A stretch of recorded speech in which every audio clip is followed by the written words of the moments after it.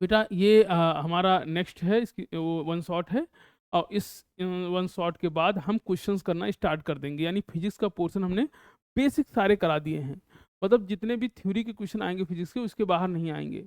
और न्यूमेरिकल भी कुछ हमने कवर किया है कुछ हद तक, बाकी के अब हम करेंगे। तो नेक्स्ट चैप्टर है human I and colourful world.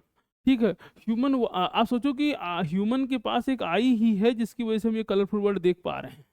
तो ह्यूमन आई, और जिसकी वजह से आप कलरफुल वर्ल्ड देख पा रहे हो। आंखों का क्या क्या यूज है ये तो आपसे अच्छा कोई नहीं जानता। आंख का यूज आप ताड़ने के लिए करते हो, देखने के लिए भी करते हैं हम लोग। ठीक है। और भी बहुत सारी चीजें हैं जिसमें आंखों का यूज होता है। ठीक है। अब क्या इसमें एक एक करके बताएं। खैर शुरू करते हैं हम लोग। ठीक। तो ह्यूमन जो आई है आपका, वो सबसे इंपॉर्टेंट पार्ट है। और बेसिकली अगर एक बात समझिए, कह रहा है कि human eye is one of the most valuable and sensitive sense organ. ठीक है। It enable us to use a wonderful world and colour around us. तो इसकी वजह से हम सारे कलर्स को देख पा रहे हैं। जो भी चीज़ें हम आप देखते हैं इसके पीछे कहीं ना कहीं आपकी कहीं ना कहीं क्या, हर एक चीज़ देखने के लिए ह्यूमन आई ही रिस्पॉन्सिबल है। ठीक है। आंख ही हर चीज़ के लिए। ठीक। तो हम इसी के बारे में पढ़ रहे हैं। है। अब जो देखिए कि आप एक एक टर्म्स को समझते हैं कि जो आपकी जो आउटर लेयर है, ठीक है, ये जो ब्लू कलर की आपको दिख रही है, ये क्या है? कॉर्निया है बेटा। कॉर्निया के बाद जो आपको फर्स्ट ये है, ये क्या है? एक्वस ह्यूमर है, ये जो जेली स्ट्रक्चर है। और उसके बाद जो सामने से आपको दिखता है, जो आपकी आंख का कलर दिखता है, जो ब्लैक वाला पार्ट है उसके अंदर जो दिखता है गोल गोल, वो सामने क्या है? आपका प्यूपिल है। ठीक है। प्यूपिल के ऊपर और नीचे क्या है? आपका आइरिस है।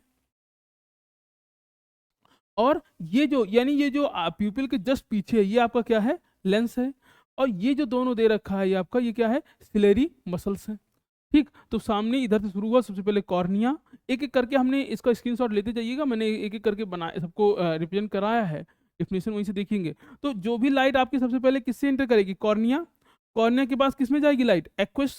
फिर किस में जाएगी बेटा? आइरिस। ठीक है। आंखों का कलर किससे, ठीक, आंखों का कलर आपका किससे डिसाइड होता है? तो जो आपके पिपल्स का कलर है वही आपकी आंख का कलर होता है। तो पिपल्स हो गया। फिर उसके बाद आपका क्या है? पिपल्स की जो है आइरिस आती है, उसके बाद आपका क्या आएगा? लेंस आपका आ जाएगा बेटा। ठीक है। और ये जो पार्ट है ये आपका क्या है? रेटिना है। और ये नर्व्स हैं जो आपकी ब्रेन तक गई हैं। ठीक। एक एक को समझिए। तो कॉर्निया क्या है? Cornea, the light enter in eye through a thin membrane are called cornea. ठीक है। It is a transparent bulge in front of surface. आंख की जो सबसे पहली मेम्ब्रेन है सबसे आगे की, वही क्या है? आपकी कॉर्निया है। फिर है, फिर क्या है आपके पास? Eye ball. आई बॉल क्या है? Eye ball is a spherical in a shape with in a diameter of about, देखिए पिछली बार एमसीक्यू में आया है। ठीक है, कि आई बॉल का जो है डायमीटर क्या है?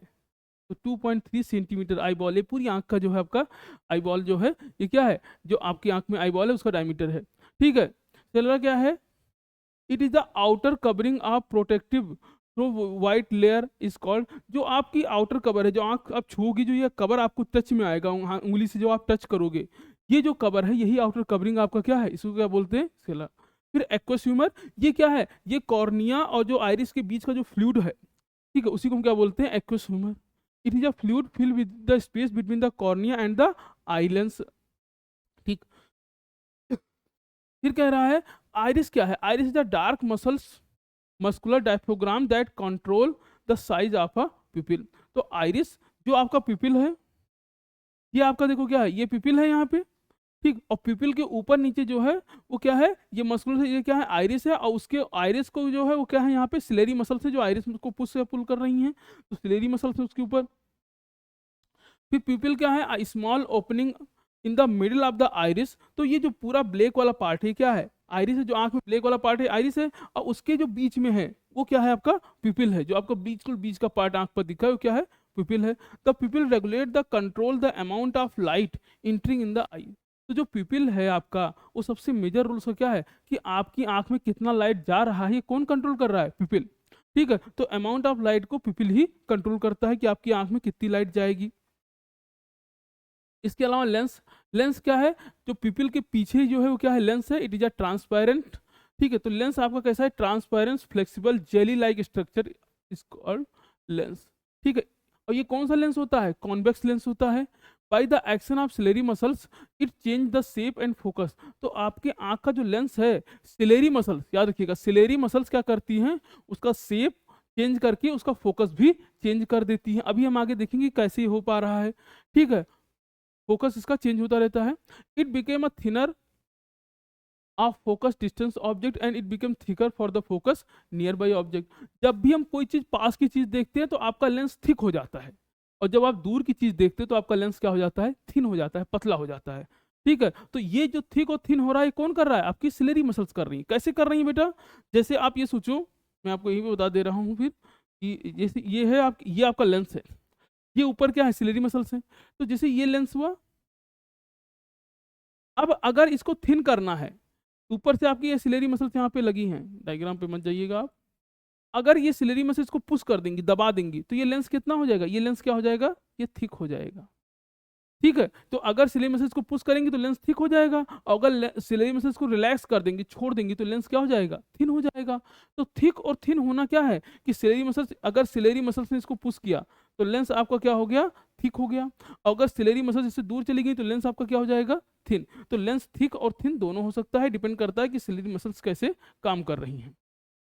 जब आप दूर की चीज देखोगे तो आंख को रिलैक्स फील होगा, तो रिलैक्स फील होगा तो सिलेरी मसल क्या होंगी, जो है वो रिलैक्स हो जाएंगी, तो आई लेंस क्या हो, जो लेंस है आपका आंख का वो क्या हो जाएगा, थिन हो जाएगा, यानी एक्सपेंड कर जाएगा, है। आगे बढ़ते हैं, सिलेरी मसल्स हो गया। फिर क्या है, विट्रस ह्यूमर। ये क्या है विट्रस ह्यूमर बेटा, ये जो फ्लूइड यहाँ पे है, इसके अंदर जो फ्लूइड है ये क्या है, विट्रस ह्यूमर है। इस फ्लूइड को हम क्या बोलते हैं, विट्रस ह्यूमर, ठीक है। और उसका रेटिना, रेटिना आपको पता है कि जहाँ पे इमेज बनती है। और फिर ऑप्टिक नर्व क्या है, तो ऑप्टिक नर्व जो मतलब ये आंख में जो बन रहा है, इसका पूरा मैसेज ब्रेन को दे रही है, ठीक है। आंख केवल देख रही है, क्या देख रहा है, सॉरी, आंख केवल चीजों को देख रही है, हम देख क्या रहे हैं ये आपको ब्रेन बताता है, ठीक है। उसकी इमेज जो बन रही है ये ब्रेन। और एक बात ध्यान रखना, क्योंकि कॉन्वेक्स लेंस में हमेशा इमेज उल्टी बनती है, इसलिए आपकी आंख में जो इमेज बनेगी वो कैसी बन रही होगी, उल्टी बन रही होगी। हमेशा आपकी आंख में इमेज कैसी बनेगी, उल्टी बनेगी, ठीक। अब जरा देखिए हाउ अ पिपिल वर्क। तो ये पूरा जो है क्या है, आपका पिपिल है, और इसी में, ठीक, ये आपका जो है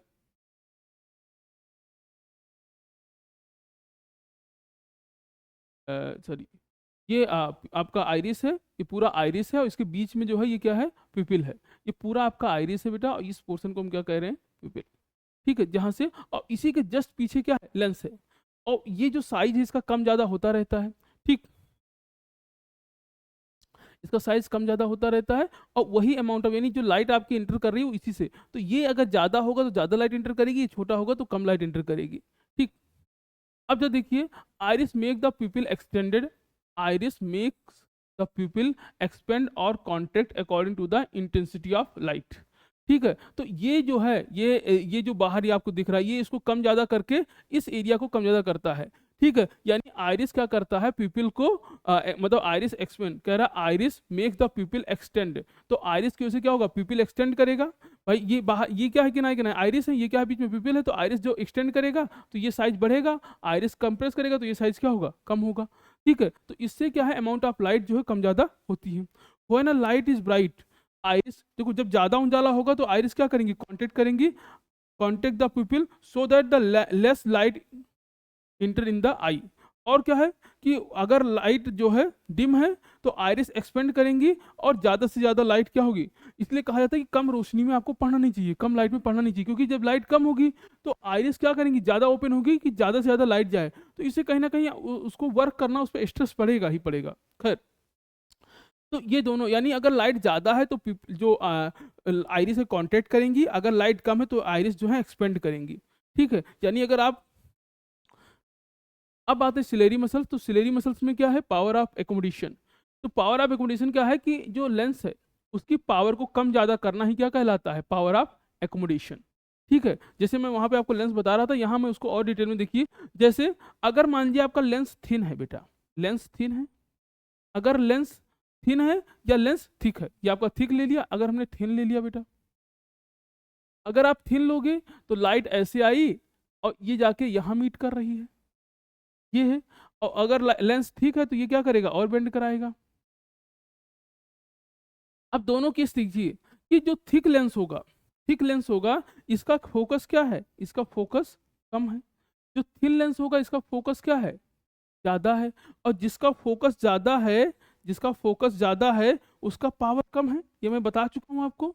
ठीक है, तो यानी इस लेंस का पावर क्या होगा, इस लेंस का पावर कम है क्योंकि इसका फोकस ज्यादा है, और इसका पावर ज्यादा है क्योंकि इसका फोकस कम है। ठीक है, तो यानी पावर ऑफ एकोमोडेशन कि आंख जो है आपकी आई है इसके पावर को कम ज्यादा हो रहा है, इसकी पावर जो कम ज्यादा हो रही है इसी को क्या कहते हैं, पावर ऑफ एकोमोडेशन। अब इसमें होता क्या है कि आपकी जो सिलेरी मसल्स हैं अगर वो रिलैक्स हैं, रिलैक्स हैं तो क्या करेंगी, the eye lens become thin, तो आई लेंस आपका कैसा रहेगा, पतला रहेगा, थिन रहेगा। इनकी फोकल लेंथ क्या हो जाएगा, इंक्रीज हो जाएगा, और हम दूर की चीजों को आसानी से देख पाएंगे। और पावर क्या हो जाएगी बेटा पावर क्या हो जाएगा इसमें, कम हो जाएगा। तो इसमें पावर जो है इस समय पावर क्या होगी, कम होगी। तो जब आपकी सिलेरी मसल रिलैक्स होंगी तो आपके आई लेंस की पावर क्या होगी, कम होगी, और लेंस क्या होगा, थिन होगा, और उसकी फोकल लेंथ क्या हो जाएगी, बढ़ जाएगी, और हम दूर की चीजें देख पाएंगे। अगर आपकी सिलेरी मसल्स कॉन्ट्रैक्ट कर रही हैं तो आई लेंस क्या होगा, थिक हो जाएगा, थिक होगा तो फोकस लेंथ क्या होगी, कम हो जाएगी, और फोकस लेंथ कम होगी बेटा तो पावर क्या होगा, तो पावर आपका क्या हो जाएगा, बढ़ जाएगा। अब पावर बढ़ेगा, इससे क्या होगा कि आप पास की चीजें क्लियर देखोगे, क्योंकि भैया हमेशा दूर का ही थोड़ी देखोगे, पास का भी तो देखना जरूरी है ना। ठीक है, तो पास तो दूर देखने के लिए, यानी दूर का देख रहे हैं तो लेंस, अगर आपसे कहा जाए आप दूर का देख रहे हो तो लेंस क्या होगा आपका, थिन होगा, अगर आप पास का देख रहे हो तो लेंस क्या हो जाएगा आपका, थिक हो जाएगा। तो दो छोटी छोटी बातें हमको याद रखनी है। और लेंस अगर थिन होगा तो पावर क्या हो जाएगा, पावर कम हो जाएगा, और लेंस थिक होगा तो पावर क्या होगी, बढ़ जाएगी। तो पावर चूंकि वैरी कर रहा है इसलिए क्या कहते हैं इसको, पावर ऑफ एकोमोडेशन। ठीक,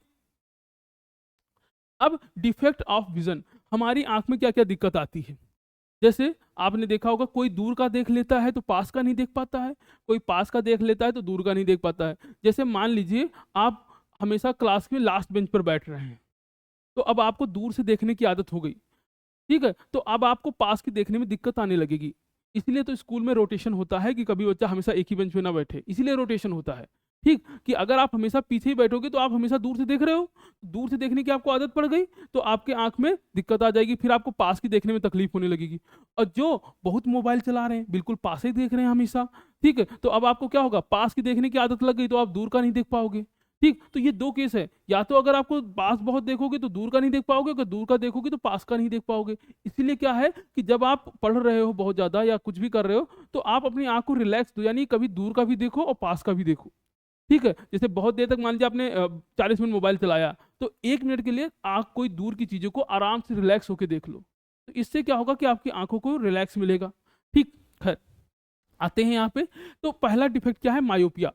मायोपिया क्या है, नियर साइटेडनेस या शॉर्ट साइटेडनेस।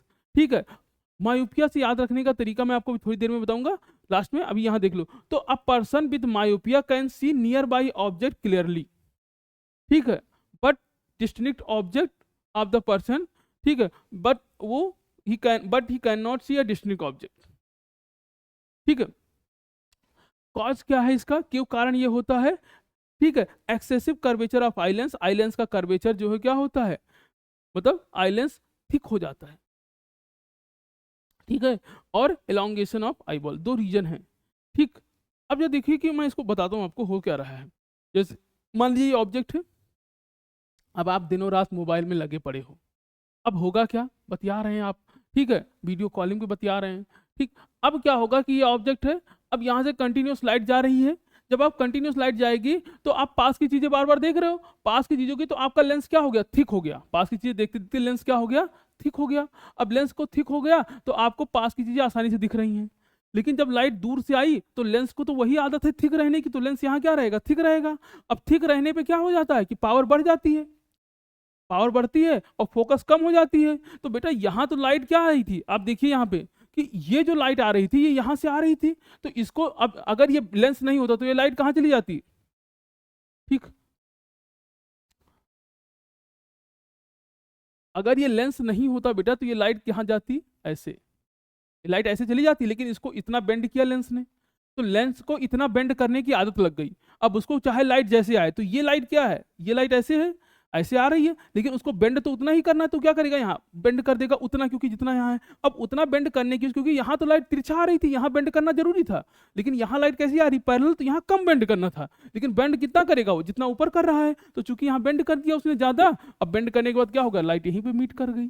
ठीक, तो ये आपका क्या है, यानी आपका आई लेंस है। आई लेंस के बाहर आपने कोई ऑब्जेक्ट देख रहे हो तो लाइट कैसी जाएगी बेटा, यहाँ से लाइट जाएगी और लेंस के बाद वो एक पॉइंट पे मीट कर रही है। तो ये है कि अगर आप पास की चीज़ें देखोगे तो आपको ऐसे इमेज रेटिना पे बनेगी, अच्छे से देखोगे। लेकिन जैसे आप दूर की चीज़ें देखोगे तो लेंस को आदत है बेंड करने की, तो आप क्या होगा कि दूर की चीज़ों में इमेज यहाँ पे बनेगा नहीं। तो अब दिक्कत क्या है कि दिक्कत यह है कि आपका लाइट आँख की क्या होगी, फोकस कम होगी, पावर बढ़ गया है। तो अब क्या करेंगे, हम क्या कर देंगे, हम कॉनकेव लगा देंगे बेटा यहाँ पे। अब कॉनकेव लेंस क्या करेगा कि जो रे पैरेलल आ रही हैं, जो रे पैरेलल आ रही हैं, ठीक है, पैरेलल, उनको क्या करेगा यहाँ पे वो एक्सटेंड कर देगा। ठीक है, यानी ये जो रे पैरेलल थी इनको यहाँ के बजाय वो एक्सपेंड करेगा ना ऐसे। तो अब यहाँ पे पैरेलल नहीं होगी, ये क्या होंगी, ऐसे इस तरह जाएंगी ये रे, पैरेलल नहीं रहे, अभी क्या हुए, एक्सपेंड हो गई। अब आई लेंस को तो आदत है एक्सपेंड चीजों को मोड़ने की, क्योंकि वो पहले से मोड़ रहा है, जो तिरछी रे आती हैं तो खट से मोड़ देगा उसी जगह पर। ठीक, यानी दूर की चीजें, अब देखो याद कैसे रखोगे आप, मायोपिया। ठीक है, मायोपिया है आपका। मायोपिया में क्या हो रहा है बेटा, मायोपिया का नाम छोटा है, नाम छोटा, यानी आप क्या करोगे, हम स्मॉल चीज, पास की चीजें देख लेंगे। नाम छोटा तो यहां से क्या रखोगे कि पास का देख लोगे, पास का देख लोगे। ठीक है, पास का देख लोगे। ठीक है, अब आपका पास का तो देख ले रहे हो, ठीक है, और कहाँ का नहीं देख पाओगे, दूर का देख नहीं पाओगे, दूर का नहीं देख पाओगे। तो पास का हम देख लेंगे लेकिन दूर का नहीं देख पाएंगे, पास का देख लेंगे दूर का देख नहीं पाएंगे। ठीक है, पास का आप देख ले रहे हो लेकिन दूर का, ठीक, इसको ऐसे याद रखिए, तो पास का हम देख लेंगे लेकिन दूर का नहीं देख पाएंगे। क्यों, मायोपिया का नाम छोटा है इसलिए पास का हम देख ले रहे हैं, छोटे से याद रखिए, छोटा यानी पास, नियर। ठीक है, तो नियर यानी आप दूर का, पास का देख लो, दूर का नहीं देख पाओगे। और मायोपिया में क्या होता है बेटा, तो मायोपिया में जो आपका लेंस है, मायोपिया में लेंस का फोकस कम हो जाता है, फोकस कम हो जाता है। फोकस कम होने से क्या होता है बेटा, फोकस कम होने से पावर बढ़ जाती है। तो मायोपिया में क्या होगा, मायोपिया में लेंस का, मायोपिया में लेंस का फोकस कम होता है, पावर बढ़ जाती है। ठीक है, और मायोपिया को सही करने के लिए हम कौन सा लेंस यूज करते हैं बेटा, तो कॉनकेव यूज करते हैं, कॉनकेव लेंस यूज करते हैं। बस इतनी बातें याद रखनी है। तो मायोपिया में क्या होगा, पास का देख लेंगे दूर का नहीं देख पाएंगे, पहली चीज। ठीक है, अब पास का देख रहे हो दूर का नहीं देख पा रहे हो, फोकस क्या हो गया हमारा, फोकस आंख का क्या हो गया, कम हो गया। फोकस कम होने से उसे पावर क्या हो गई, आंख की बढ़ गई। ठीक है, और कौन सा लेंस यूज करते हैं, कॉनकेव। अगर एमसीक्यू मायोपिया में बनेगा तो इसके बाहर नहीं बनेगा, कसम खा लिया है। ठीक है, बनेगा इसी में से, आप पेपर देखिएगा। ठीक, ये आपका मायोपिया हो गया। दूसरा आपके पास क्या है, हाइपर मायोपिया। ठीक है, दूसरा आपके पास क्या है, हाइपर मेट्रोपिया, सॉरी मायोपिया निकल गया था, हाइपर मेट्रोपिया। हम इसमें क्या है, इसमें दूर का धड़ल्ले से देख रहे हो। मान लीजिए आप घर के छत पे बैठे रोज ताड़ रहे हो, दूर की चीजें देखने की आदत पड़ गई है आपको, या क्लास में रोज पीछे बैठे हो आप। अब दूर की जब चीजें देखते रहोगे कंटिन्यूअस, तो अब आपको पास से चीजें देखना क्या हो जाएंगी, कम हो जाएंगी। ठीक है, तो ऐसे डिफेक्ट को हम क्या कहेंगे, क्या है, हाइपरमेट्रोपिया। ठीक, हाइपरमेट्रोपिया में क्या होगा कि हम दूर की चीजें बहुत अच्छे से देखेंगे, पास की चीजें नहीं देख पाएंगे। ठीक है, कह रहा है a person with hypermetropia can see a distant object clearly but can not see near by object distinctly. ठीक है, तो हम क्या करेंगे कि हम दूर की चीजों को आराम से देखेंगे माउथ से, लेकिन जब वही चीज पास में आ जाएगा तो आप नहीं देख पाओगे, पहचाने नहीं पाओगे उसको। ठीक है, ये दिक्कत आ जाएगी। तो नियर बाई हम देख सकते हैं और दूर की चीज़ों को नहीं देख पा सकते हैं। और मिनिमम कितना होना चाहिए कि मिनिमम जो है 25 सेंटीमीटर है, कि हम कितना पास का देख सकते हैं, 25 सेंटीमीटर। तो पास वाले दिख ही नहीं पा रहे हो। है, कॉज क्या है कि आपका जो आई लेंस है वो क्या हो गया है, पतला हो गया है। ठीक है, आई लेंस क्या हो गया हमारा, पतला। ठीक है, एक यहाँ रखिएगा, यहाँ पे आपका जो आई लेंस था, ठीक है, आई लेंस वो क्या हो गया था, मोटा। आई लेंस क्या हो गया है, मोटा। इसमें आई लेंस क्या हुआ था, मोटा। इसमें आई लेंस क्या हो जाएगा, पतला। ठीक है, तो आई लेंस हो गया इसमें पतला। अब आई लेंस पतला हो जाएगा तो उसकी फोकस क्या हो जाएगी, ठीक है, eye ball became too small, eye ball क्या हो गई, छोटी हो गई। हम इसको करेक्ट कर सकते हैं। खैर, अब देखिए, तो हाइपरमेट्रोपिया, हाइपरमेट्रोपिया कि बेटा हम जैसे इन्होंने, हाँ, मान लीजिए आप कोई दूर है, कोई ऑब्जेक्ट बहुत दूर है तो उसको आप देख ले रहे हो, दूर ऑब्जेक्ट है तो देख ले रहे हो। ठीक है, जैसे ऑब्जेक्ट आपका पास में आया तो अब क्या हो रहा है कि उसकी इमेज यहाँ पीछे बन रही, क्यों? क्योंकि लेंस हो गया है पतला आपका। अब लेंस चूंकि पतला है, ठीक है, यहाँ पे एक चीज़ देख लीजिएगा कि यहाँ से लाइट को पैरेलल ले लीजिए, ठीक, यानी ये जो लाइट आ रही है यहाँ पे वो पैरेलल दूर से आ रही, तो इसको पैरेलल ले लेते हैं। तो जो लाइट दूर से आएगी उसको हम भल्लर से देख लेंगे धड़ाक से, ठीक है, यहाँ पे। लेकिन जैसे ही ऑब्जेक्ट आपने पास में लाए, ऑब्जेक्ट क्या हुए, पास में ले आए, जब ऑब्जेक्ट आपका पास में आया तो अब क्या हो गया कि चूंकि लेंस हो गया है थिन, थिन होने की वजह से क्या हो गया, फोकस हो गई क्या इसकी ज्यादा, और फोकस ज्यादा है और पावर क्या हो गया कम, तो फोकस ज्यादा है तो इसको बेंड करने की वही आदत लगी है, ठीक है, कि थोड़ा सा ही बेंड करेगा, तो ये बेंड कर ही नहीं पाया बेचारा, तो ये लाइट जाके आपकी यहाँ पे मीट कर रही है। अब बेटा अगर ये यहाँ पे मीट करेगा, ये आके यहाँ मीट कर रहा है, तो इसकी वजह से क्या हुआ कि यहाँ पे आके मीट करने की वजह से क्या हो गया कि इमेज जो है आपकी रेटिना पे नहीं बन रही है, ठीक है। एक बात ध्यान देना, यहाँ पे जो इमेज बन रही थी, यहाँ पे,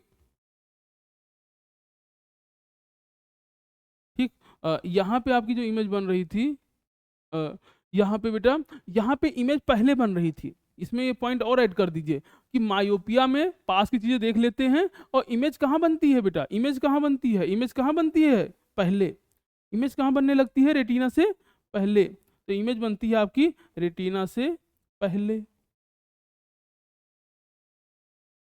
ठीक है, तो इमेज बनेगी रेटिना से पहले, ठीक। ये अब हमने यहाँ देखा, तो यहाँ इमेज रेटिना के बाद में बनती है, ठीक। पास की चीजें यहाँ पे हम दूर की देख लेते हैं, पास की नहीं देख पाते हैं, और यहाँ करेक्शन के लिए हम लोग कॉन्वेक्स लेंस का यूज करते हैं। यहाँ करेक्शन के लिए कॉन्वेक्स, यानी आंख के अंदर भी कॉन्वेक्स लगा है, बाहर भी कॉन्वेक्स लगा है, ठीक। खैर, अब यार देखो कि अगर आपको बताया जाए इसमें, तो सबसे पहले हाइपरमेट्रोपिया, हाइपरमेट्रोपिया, ठीक है, नाम इसका बड़ा है, नाम बड़ा है, हाइपरमेट्रोपिया, ठीक है। अब इसका नाम जो बड़ा है, तो अगर इसका नाम बड़ा है बेटा, तो ये क्या करेगा, दूर की चीजों को देख लेगा। हम दूर, यानी नाम बड़ा यानी दूर, बड़ा, तो दूर की चीजों को देखोगे, कहाँ का नहीं देख पाओगे, पास की चीजों को नहीं देख पाओगे। दुनिया में 90% यही लोग हैं, ठीक है। बहुत लोग हैं जो दूर का देख लेते हैं, पास का नहीं देख पाते हैं। तो दूर की चीजें देख लेंगे, पास का देख नहीं पाएंगे, पहली बात। अगर हम और बात करें तो इसको हम करेक्ट करने के लिए कौन सा लेंस लगाते हैं, तो इसको हम करेक्ट करने के लिए, चलिए अब जब हम इसमें लेंस आपका क्या हो जाएगा, पहले देखो तो लेंस क्या हो गया आपका, थिन हो गया, लेंस क्या हो गया, थिन हो गया। थिन लेंस का खासियत क्या है कि इसकी फोकस क्या हो जाएगी, ज्यादा, और फोकस अगर ज्यादा तो पावर क्या हो गया, कम, और लेंस थिन यानी लेंस क्या हो गया, पतला, लेंस क्या हो गया है, पतला।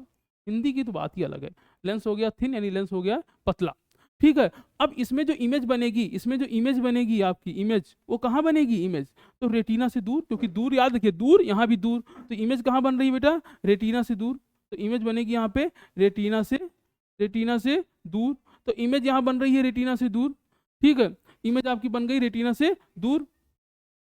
और क्या है, इमेज तो रेटिना से दूर बन गई, कौन सा लेंस यूज करेंगे आप, तो इसमें लेंस यूज करोगे आप कॉन्वेक्स, तो इसमें लेंस कौन सा यूज होगा, कॉन्वेक्स लेंस यूज होगा बेटा, तो इमेज रेटिना से दूर बनेगी, और लेंस कौन सा यूज होगा, कॉन्वेक्स लेंस यूज होगा। बस इतनी बातें आपको इसमें ध्यान रखनी है, ठीक। आगे बढ़ते हैं। एक और बीमारी है प्रेसबायोपिया। प्रेसबायोपिया क्या होता है कि जब ना दूर का देख पाओ ना पास का देख पाओ, जिसमें आप देखो किसी किसी का जो वो होता है, चश्मा होता है, उसमें दोनों आधे आधे पे लगा होता है। कई लोग देखो आगे नाक पे चश्मा रखे रहते हैं, तो वही वाले हैं वो, जिनको ये वाली बीमारी है, जो आगे नाक पे चश्मा रखे हैं वो वही वाले हैं। तो प्रेसबायोपिया क्या है बेटा, जो ना दूर का देख पा रहे हैं ना पास का देख पा रहे हैं, ठीक है, तो उनको हम क्या कहेंगे, कैसे हैं, इनको प्रेसबायोपिया है, ठीक है। और रीजन ऑफ डिफेक्ट क्या है, gradually weakening the ciliary muscle, इनकी सिलेरी मसल्स बिल्कुल खराब हो गई हैं, बुढ़ापे में हो जाता है, बुजुर्ग लोग के साथ होता है, फ्लेक्सिबिलिटी जो इसकी लूज हो जाती है। हम इसमें बाई फोकल लेंस यूज करते हैं, यानी ऐसा फोकल लेंस जिसके पास दोनों होगा, तो हम बाई फोकल लेंस इसमें यूज करेंगे। अब एक है कॉट्रैक्ट, कैटरेक्ट, ठीक। ये क्या है कि जो आंख में आपके जो ये है, आंखें ऐसे यहाँ पे एक लेयर जम जाती है, ठीक है। Sometimes the crystalline lens of a pupil are old as become a milky and cloudy।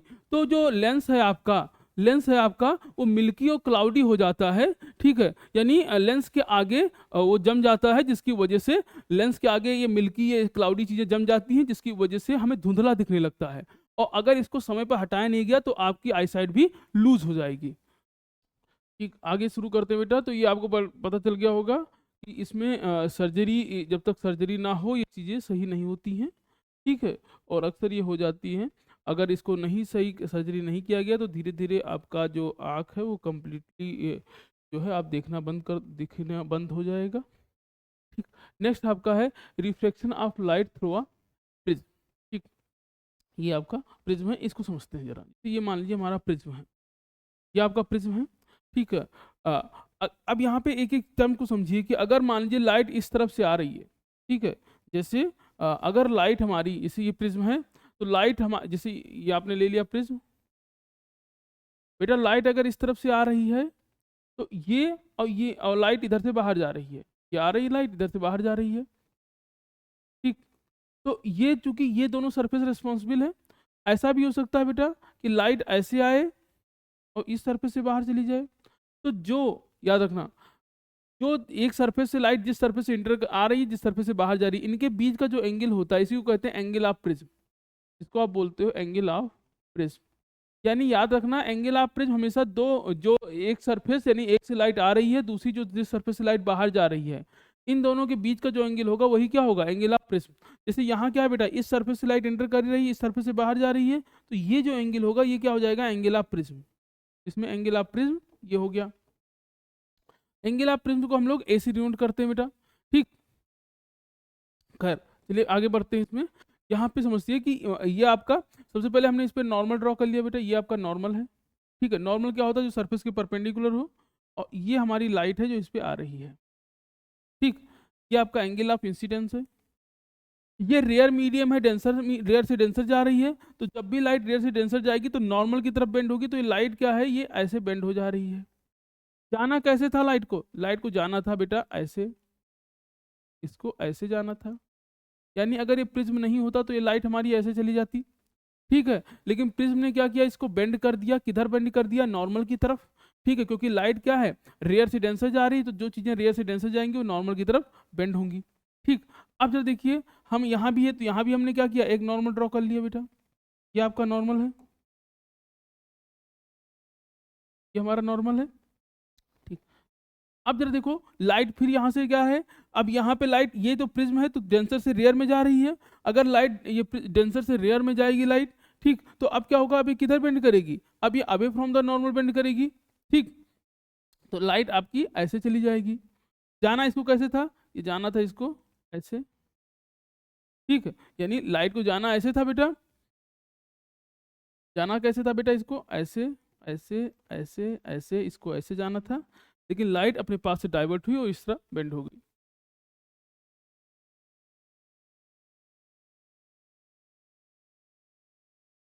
ठीक, ये लाइट आपकी जा रही है बेटा,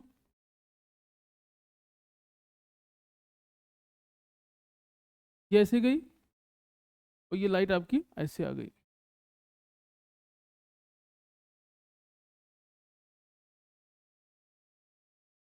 ठीक, तो प्रिज्म में आपकी क्या होगा, लाइट ऐसे रही है ऐसे और ऐसे चली गई।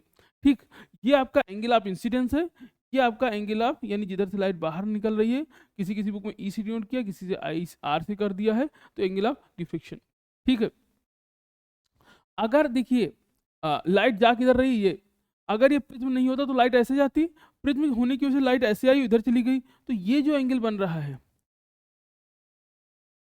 ठीक है, इनके बीच में, यानी लाइट जिधर जा सकती थी और जिधर जा रही है, इनके बीच में जो एंगल है उसको क्या कहते हैं, एंगल ऑफ डेविएशन। ये आपका क्या है, एंगल ऑफ प्रिज्म यहाँ पे ए है। ठीक है, ये एंगल ऑफ इंसिडेंस है, ये एंगल ऑफ रिफ्लेक्शन है R1, ये भी एंगल ऑफ रिफ्लेक्शन है नॉर्मल के साथ, ये क्या है R2 आपका। ठीक है, तो ये है, यानी लाइट आपकी ऐसे आई ऐसे बेंड होके चली गई।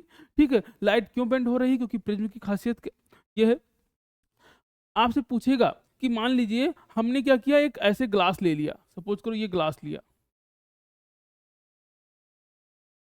ठीक है, ये आपके पास एक ग्लास है। ठीक, अगर मान लेते हैं ये ग्लास हमें दे रखा है और लाइट आपकी यहाँ से इंटर कर रही है ऐसे। ठीक, तो अब यहाँ भी क्या होगा, ये आपका नॉर्मल है बेटा, लाइट रेयर से डेंसर आ रही है तो बेंड टुवर्ड्स नॉर्मल, तो भी क्या करेगी, नॉर्मल की तरफ बेंड होगी। अब इसमें क्या है कि बेंड, अब ये क्या होगा, अवे फ्रॉम द नॉर्मल, तो अभी क्या होगा, ये ऐसे जाएगी। यहाँ लाइट कैसे जा सकती थी बेटा, यहाँ पे ऐसे जा सकती थी, तो ये लाइट जा कैसे सकती थी, ये लाइट ऐसे जा सकती थी, ठीक है, ये लाइट आपकी ऐसे जा सकती थी, लेकिन अब क्या हुआ कि नॉर्मल की जो है ये ग्लास की वजह से क्या हुई, ऐसे बेंड हो गई। ठीक, आगे आएगा, इसको बताएंगे आपको। दोनों में समझो कि यहाँ लाइट ऐसे जा रही थी, इस तरह बेंड हुई, यहाँ लाइट आपकी ऐसे जा रही है, इस तरह बेंड हुई। यानी जब भी लाइट एक मीडियम से मतलब किसी भी दूसरे मीडियम में एंटर करेगी तो अपने पास से डाइवर्ट होगी, ये तो हमने पढ़ के रखा है बेटा, ठीक है। और यही चीज़ ग्लास में हो रहा है, यही चीज़ें प्रिज्म में हो रही हैं, ठीक। आप समझ लो, ये आपका एंगल ऑफ डेविएशन है, ये आपका R1 है, ये R2, ये एंगल ऑफ इमरजेंस है, ठीक है। तो एंगल ऑफ इमरजेंस होगा, एंगल ऑफ प्रिज्म होगा, एंगल ऑफ डेविएशन होगा, एंगल ऑफ रिफ्रैक्शन होगा, ठीक है। ये आपकी इंसिडेंस रे है, ये रिफ्लेक्टेड रे है, ठीक है। ये एंगल ऑफ इंसिडेंस है, ये एंगल ऑफ इरेक्शन है, इसको बोलते हैं, ये एंगल ऑफ रिफ्रैक्शन है, ये दोनों। ये क्या है, एंगल ऑफ डेविएशन है, ठीक है, एंगल ऑफ डेविएशन। और ये आपका क्या है, एंगल ऑफ प्रिज्म है, ठीक है। इस फॉर्म में आपको याद रखना है। अब तो देखो डिस्पर्जन, डिस्पर्जन क्या है कि जब व्हाइट लाइट को हम पास करते हैं, किसी भी व्हाइट लाइट को अगर हम प्रिज्म से पास कर रहे हैं तो वो क्या करता है, 7 कलर में डाइवर्ट हो जाता है, डिस्पर्ज हो जाता है। इस फिनोमेना को हम क्या कहते हैं, डिस्पर्जन, ठीक है। तो अब देखो, एक है स्कैटरिंग, एक है डिस्पर्जन। किसी पर्टिकुलर कलर का फैल जाना क्या कहलाता है, स्कैटरिंग, ठीक है। कोई पर्टिकुलर कलर ही क्या हो रहा है, बिखर जा रहा है, तो उसको हम कहेंगे स्कैटरिंग। लेकिन अगर एक ही कलर से 7 कलर मिल रहे हैं तो ये इसको क्या कहेंगे हम, डिस्पर्जन। तो प्रिज्म में हमने व्हाइट लाइट को पास किया और उससे हमको ये सारे कलर अलग अलग मिल गए, इस फिनोमेना को हम क्या कहते हैं, क्या हो रहा है, डिस्पर्जन। मैं आपको एक छोटी सी बात यहाँ बता देता हूँ कि ये हो क्यों रहा है, ठीक। ये हो क्यों रहा है, इसको जरा समझो, क्यों ऐसा होता है।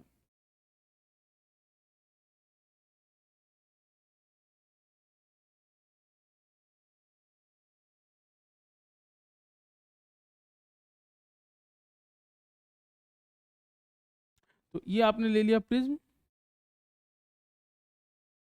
मेरा ये प्रिज्म है हमारे पास, इधर से एक व्हाइट लाइट जा रही है, तो हमने एक व्हाइट लाइट ले लिया बेटा, ये आपकी व्हाइट लाइट आई।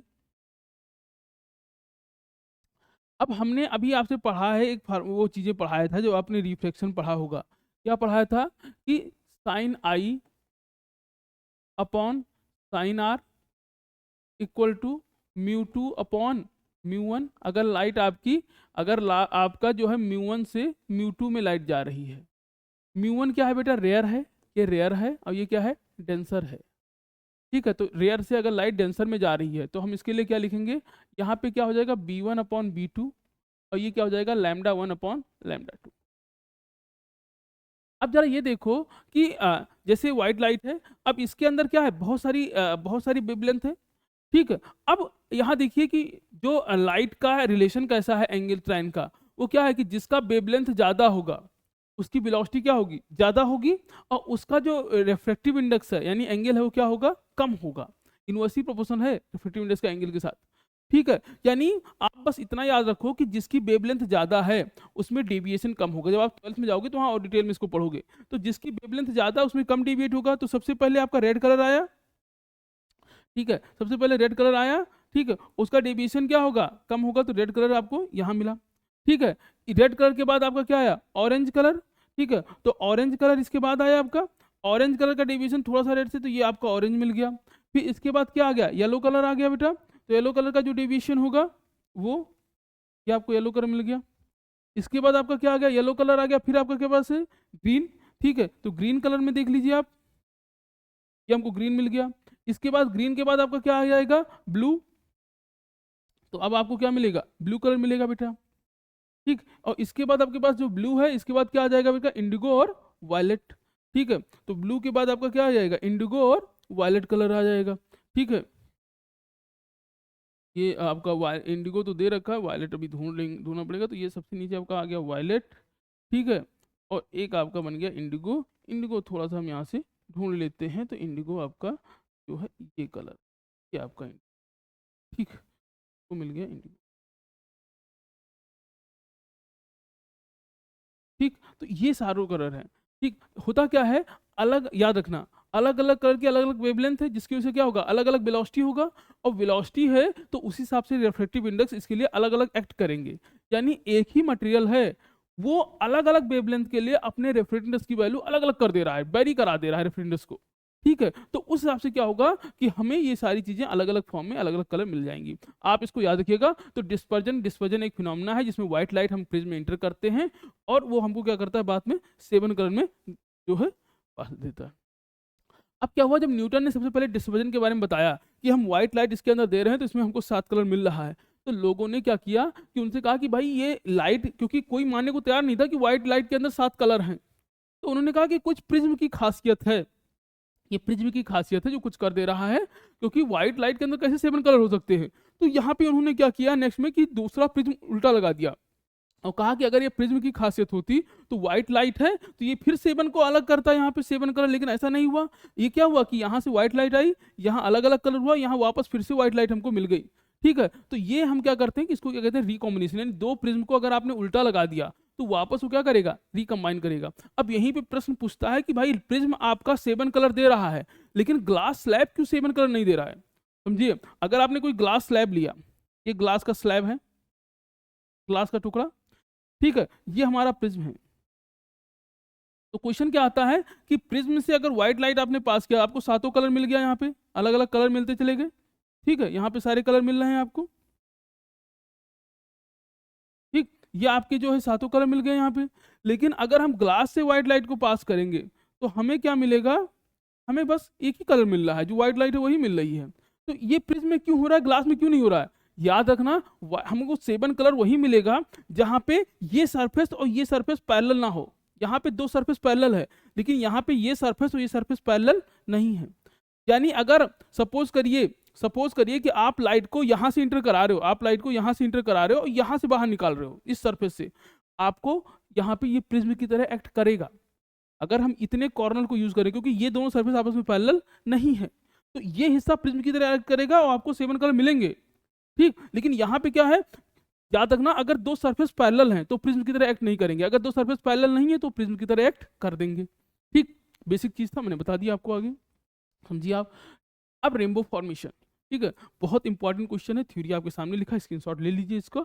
ठीक है, रेनबो फॉर्मेशन क्या होता है, तो क्या है, जैसे बारिश हो रही है, बारिश के बाद एटमॉस्फेयर में बहुत सारे जो ड्रॉपलेट्स हैं, बहुत छोटे छोटे ड्रॉपलेट्स, ठीक है, वो क्या होते हैं कि आपने अलग अलग सोल्यूशन पढ़ा था, तो वो ऐसे ही जो एटमॉस्फेयर में रुके रहते हैं, मतलब जस्ट स्टेशनरी रुके हैं या बहुत धीमे नीचे की तरफ मूव कर रहे हैं। ऐसा क्यों है, ये बात आगे पढ़ोगे। तो चूंकि वो बहुत सारे ड्रॉपलेट्स जो एटमॉस्फेयर में प्रेजेंट हैं, जब उसमें लाइट पड़ती है, सनलाइट उसके अंदर आई, ठीक है, ये वाटर ड्रॉपलेट्स हैं, सनलाइट पहले अंदर गई। अब देखो यहाँ पे क्या हो गया, तो इस जगह पे रिफ्रैक्शन हुआ, इस जगह क्या हुआ, रिफ्रैक्शन, इसको कहते हैं रिफ्रैक्शन। यहां क्या हो गया बेटा, रिफ्लेक्शन। और यहां उसके बाद क्या हो गया, रिफ्रैक्शन, रिफ्लेक्शन, उसके बाद क्या हो गया, ये डिस्पर्जन। यानी एक साथ 3 फिनोमेना हो रहा है, पहले रिफ्लेक्शन हुआ, यानी रिफ्लेक्शन मतलब कि लाइट एक मीडियम से दूसरे मीडियम में चली गई। फिर रिफ्लेक्शन हुआ कि लाइट यहाँ बाहर निकल रखती थी लेकिन ये इधर बाहर निकली, तो ये रिफ्लेक्शन हुआ। और उसके बाद ये 7 कलर में डाइवर्ट हुए, ये क्या हो गया, डिस्पर्जन। तो जब ये तीनों एक साथ होते हैं, ठीक है, एक वाटर ड्रॉपलेट, अब ये हमेशा नहीं होते हैं, ये ड्रॉपलेट का जो साइज है एक पर्टिकुलर, मैं एग्जैक्ट वैल्यू भूल रहा हूँ, तो उस साइज का जब ड्रॉपलेट एटमॉस्फेयर में होता है तभी ये फिनोमेना होता है, इसलिए हमें हमेशा आपको नहीं दिखता है। लेकिन बारिश के बाद आपको एक फिनोमेना देखने को मिलता है जब एक पर्टिकुलर साइज का जो वाटर ड्रॉपलेट्स है एटमॉस्फेयर में प्रेजेंट होता है, और जिसकी वजह से ये फिनोमेना आपका अकर हो जाता है। ठीक, ये आपका है पहले क्या हो रहा है, रिफ्लेक्शन, फिर क्या हो रहा है, रिफ्लेक्शन, और फिर क्या हो रहा है, डिस्पर्जन। ठीक, आगे बढ़ते हैं बेटा। एटमॉस्फेरिक रिफ्रैक्शन, एटमॉस्फेरिक रिफ्रैक्शन क्या है, ठीक है, जैसे आपसे क्वेश्चन आता है कि जो हम मून को देखते हैं, प्लैनेट को देखते हैं, तो वो ट्विंकल नहीं करते हैं, प्लैनेट आपको एज इट इज दिखते हैं, लेकिन जो स्टार हैं वो आपको क्या करते हैं, स्टार जो है आपको ट्विंकल करते दिखाई पड़ते हैं। तो उसका पीछे का रीजन क्या है, एटमॉस्फेरिक रिफ्रैक्शन। एटमॉस्फेरिक रिफ्रैक्शन क्या है, the refraction of light, the refraction of light caused by the earth atmosphere having a air layer varying a optical density is called atmospheric refraction। ठीक है। जैसे अब देखो होता क्या है कि जो आपका प्लैनेट है वहाँ से लार्ज अमाउंट में लाइट आती है, ठीक है। लेकिन तो एटमॉस्फेरिक रिफ्लेक्शन से कम ज़्यादा होने पर भी हमको कोई ज़्यादा उससे फ़र्क नहीं पड़ता। लेकिन जो स्टार है वहाँ से लाइट बहुत स्मॉल अमाउंट में आती है क्योंकि वो बहुत दूर है। तो इसलिए क्या होता है कि वो लाइट कम ज़्यादा होने पे हमको पता चल जाता है कि ट्विंकल कर रहे हैं कि नहीं। खैर, तो ट्विंकलिंग ऑफ स्टार आप यहाँ पे देख सकते हो कि जो स्टार हैं ये आपको छोटे-बड़े दिखते हैं, ट्विंकलिंग होती है इसमें। इसका रीज़न क्या है कि जो वहाँ से लाइट आ रही है वो एटमॉस्फेरिक रिफ्लेक्शन की वजह से जो आप तक पहुँच रही है कभी कम कभी ज़्यादा हो रही है, जिसकी वजह से हमको ये फिनोमेना देखने को मिलता है। जैसे यह देख लीजिए आप कि भैया ये मान लीजिए स्टार है, ठीक है। अब ये स्टार अगर हैं या प्लैनेट, पहले ले लेते हैं कि मान लीजिए प्लैनेट है। अगर ये प्लैनेट है तो यहाँ से 100 लाइट चली, तो 100 लाइट एटमॉस्फेरिक रिफ्लेक्शन के थ्रू यहाँ पे पहुँच गई 80। तो 80 लाइट ठीक-ठाक है, कोई दिक्कत नहीं। हम उसको हमें दिख जाएगा। लेकिन अगर ये स्टार हो गया, तो अगर यहाँ से 100 लाइट चलेगी, तो आप तक पहुँचेगी 3-4 लाइट, 10-15 लाइट ऐसे पहुँचेगी, इतनी कम। ठीक है? क्योंकि बहुत दूर है बेटा वो। तो इसकी वजह से क्या होगा कि जब 10-15 लाइट पहुँच रही है और उसमें भी कम ज़्यादा हो रहा है, तो हमें क्या है, हमें उसका जो ट्विंकल करता है दिखाई पड़ेगा। बेसिकली होता क्या है कि ये मीडियम, क्योंकि अर्थ के चारों तरफ एटमॉस्फेयर है, एटमॉस्फेयर में क्या है, एयर है, यहाँ क्या है, एयर ही नहीं है, यहाँ क्या है, वैक्यूम है। ये क्या है, वैक्यूम है बेटा। ठीक, अब यहाँ पे चूंकि वैक्यूम है, यहाँ वैक्यूम है आपका, और यहाँ क्या है, एयर है। और एयर की भी क्या है, लेयर्ड है। जैसे आप देखो ऑक्सीजन है जो अर्थ के सरफेस पे है, और यहाँ पे ऊपर क्या है, लेयर हल्की हल्की है। तो जब भी लाइट इंटर करती है तो उसके लिए ये मीडियम, और ये मीडियम क्या है, ये डेंसर की तरह एक्ट करता है, ये रियर। और जब भी लाइट डेंसर से रियर में इंटर करती है तो अपने पास से डाइवर्ट हो जाती है, और इस तरह लाइट जो है डाइवर्ट हो के पहुंचती है आप तक। ठीक है। इसका एक ये भी है कि जिस प्लानट को या जिस स्टार को हम जहाँ देख रहे होते हैं, एक्चुअल में वहाँ नहीं होता है, क्योंकि लाइट एक सीधे थोड़ी आ रही है, आपके पास क्या है, बेंड होके आ रही है। ठीक, तो इस ये भी याद रखिएगा कि हम जिस भी प्लैनेट या स्टार को जहां देख रहे हैं, एक्चुअल में उसकी पोजीशन उससे थोड़ा बहुत आगे पीछे हो सकती है या होती है। ठीक। एडवांस सनराइज एंड सनसेट मैंने आपसे बताया कि जैसे मान लीजिए आप सुबह सुबह ये खड़े हो यहाँ पे, ठीक है। अब होता क्या है कि जैसे ये लेयर है, यानी ये जो लाइन है, जब सन जो है इस लाइन से ऊपर होगा तब हमको दिखेगा, जब इस लाइन से नीचे होगा तो हमको सन नहीं दिखेगा। अब हुआ क्या कि आप यहाँ खड़े थे, लाइट यहाँ से चली, अब एक्चुअल में हमको सन दिखना नहीं चाहिए था। लेकिन होता क्या है कि लाइट जो है जो ऊपर से चली जाती है, अगर ये लाइट बेंड नहीं होती बेटा तो ये लाइट क्या होती है, ऐसे ऊपर से चली जाती है, आपको तो नहीं दिखता। लेकिन एटमॉस्फेरिक रिफ्लेक्शन की वजह से क्या हो गया, लाइट यहाँ से बेंड कर गई। अब बेंड कर गई तो आपने इसको देख लिया। जब हम आंख से देखेंगे तो आंख को थोड़ी पता कि लाइट मुड़ के आ रही है, आँख को थोड़ी पता चलेगा कि लाइट मुड़ के आ रही है। आँख क्या करेगा, उसी लाइट को देखेगा, जो लाइट उसमें पड़ा उसी को दोबारा रिट्रेस करेगा, तो उसको ऑब्जेक्ट दिखेगा। ठीक है। लेकिन एक्चुअल में हम जिसको ऑब्जेक्ट देख रहे हैं वो ऑब्जेक्ट नहीं, वो एक्चुअल क्या है, उसकी इमेज बन रही है। ठीक, तो एक्चुअल में सन बेटा यहाँ पे है, लेकिन हमको ये दिख रहा है। इसीलिए सनराइज से 2 मिनट पहले और सनसेट से 2 मिनट बाद तक हमको सन दिखता रहता है। ठीक है। और इसका रीजन क्या है, इसका रीजन है एटमॉस्फेरिक रिफ्रैक्शन। ठीक है, एटमॉस्फेरिक रिफ्लेक्शन है, और साथ में इसके अलावा जो है जो हमारे आसपास के इन्वायरमेंट हैं, ठीक है, ये भी इसके पीछे रिस्पॉन्सिबल है। खैर आगे बढ़ते हैं बेटा। नेक्स्ट आपके पास है स्कैटरिंग ऑफ लाइट। मैंने आपसे कहा स्कैटरिंग क्या होता है कि किसी पर्टिकुलर कलर का डाइवर्ट होना। अगर कोई पर्टिकुलर फैल जाए, पूरे में डाइवर्ट हो जाए, तो इस फिनोमेना को आप क्या कहोगे, स्कैटरिंग। ठीक, स्कैटरिंग। अब इसमें स्कैटरिंग में आपको टिंडल इफेक्ट देखने को मिलता है। The scattering of light is a phenomena by which beam of light is redirected different direction on interacting with the particle present in a medium। ठीक है, Tyndall effect, the phenomena of scattering of light by the colloidal particle. जैसे कोई colloidal particle है, अब जैसे आप मान लीजिए कि आप इसको ऐसे समझो, वही बता रहे हैं कि when a fine beam of sunlight enter in a room the particle present in the room become visible. ठीक है, due to the scattering by these particle. या when a sunlight passes through the canopy of the dense forest. जैसे मान लीजिए आपने देखा होगा कि कभी कभी आपके खिड़की से जो सनलाइट आ रही है तो आपको कमरे के अंदर बहुत सारे डस्ट के पार्टिकल दिखते हैं। ये फिनोमेना क्या है, टिंडल इफेक्ट है, जिसमें क्या है कि लाइट उन पार्टिकल पे पड़ती है, जिसकी वजह से वो स्कैटर होती है और आपको विजुअल होते हैं। ऐसा तभी होता है ना कि जब ये पार्टिकल का जो साइज है वो लगभग लाइट के वेवलेंथ के आसपास का होता है। ठीक है, तभी हमको ये चीजें विजुअल होती हैं। बहुत छोटी छोटी पार्टिकल हैं जो लाइट को स्कैटर करते हैं, जो हमको वहां पे विजुअल हो जाते हैं। ठीक, the colour of scattering light depend on the size of scattering particle. ठीक है, तो जो कलर ऑफ लाइट है, जैसे आप कमरे में आपको जो स्कैटर होता है उसमें कलर तो नहीं दिखता है कि नहीं, ये दिखता होगा। तो जो कलर है वो कब दिखेगा कि जो पार्टिकल का साइज है। अब very fine particle scatter mainly blue light while a particle in large size are scattering a longer wavelength. If the size of the scattering particle is larger enough, then the scattering light may even appear white. ठीक, अब जब देखो कि जो size particle का size, जैसे आप देखो जो मंगल ग्रह है मार्स, वो आपको रेडिश दिखता है, ठीक है, क्यों? क्योंकि वहां का पार्टिकल का जो साइज है वो अपने यहाँ से थोड़ा सा बड़ा होगा, इसलिए वहां पे जो रेड लाइट ज्यादा स्कैटर कर रहा है, रेड कलर। अपने यहाँ का पार्टिकल बहुत छोटा है तो ये क्या कर रहा है, ब्लू कलर स्कैटर कर रहा है, इसलिए आपको स्काई ब्लू दिखता है। तो जो कलर ज्यादा स्कैटर होगा वही हमको नजर आएगा, और कलर स्कैटर करने के लिए क्या रिस्पॉन्सिबल है, साइज ऑफ पार्टिकल रिस्पॉन्सिबल है। ठीक,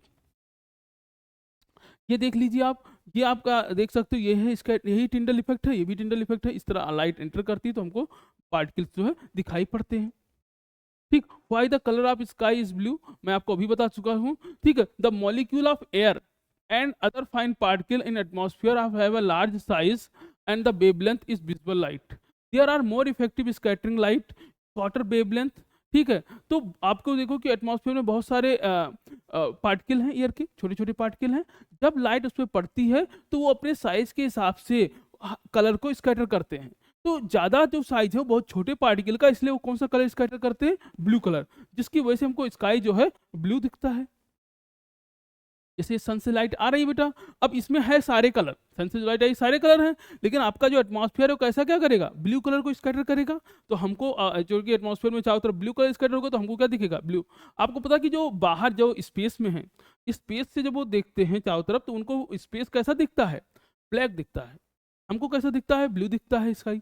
उनको कैसा दिखता है, जो स्पेस में चले जाते हैं उनको ब्लैक दिखता है। क्यों? क्योंकि वहां स्कैटरिंग फिनोमेना नहीं हो रहा है। क्यों नहीं हो रहा है? क्योंकि वहां एटमॉस्फेयर नहीं है। ठीक, तो यहीं पे बाइंड अप करते हैं बेटा। ठीक है, और थैंक यू सो मच।